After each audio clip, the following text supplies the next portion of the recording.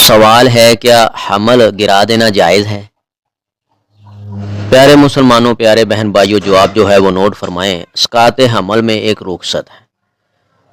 سعودی عرب کی افتاء کمیٹی کے ممبر شیخ ابن جبرین نے ایک سوال کے جواب میں فرمایا کہ بلا ضرورت مستقل طور پر حمل گرانا، روکنا یا وقتی طور پر معطل کرنا، نس بندی کروانا اور حمل کو ضائع کرنا یعنی گرا دینا سب ناجائز ہے، حرام ہے۔ ضرورت کے پیش نظر ایسا عمل کرنا درست ہے۔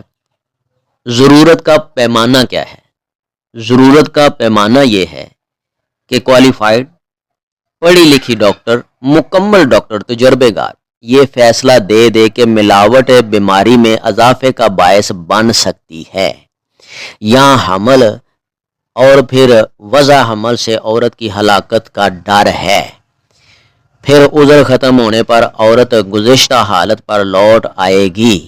بیوی کی بیماری، جسمانی کمزوری، وضع حمل کی تکلیف کا عدم برداشت اور مناسب طور پر بچوں کی تربیت نہ کر سکنا بھی ضرورت کے ضمن میں آتا ہے۔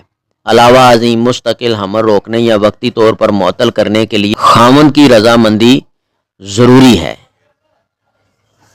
خلاصہ جو ہے وہ نوٹ فرمائیں کہ حمل گرانا جائز ہے کہ نہیں جائز، تو اس کا دو ٹوک جواب ہے کہ جائز نہیں ہے، حرام ہے۔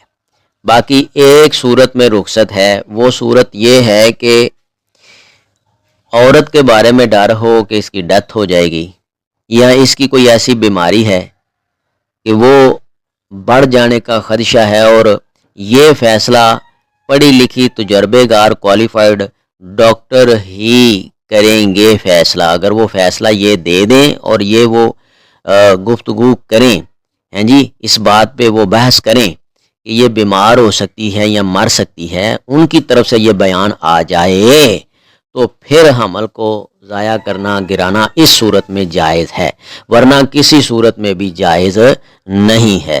اللہ تعالیٰ ان باریکیوں کو سمجھ کے اس کے اوپر صحیح معنوں پہ عمل کرنے کی توفیق عطا فرمائے۔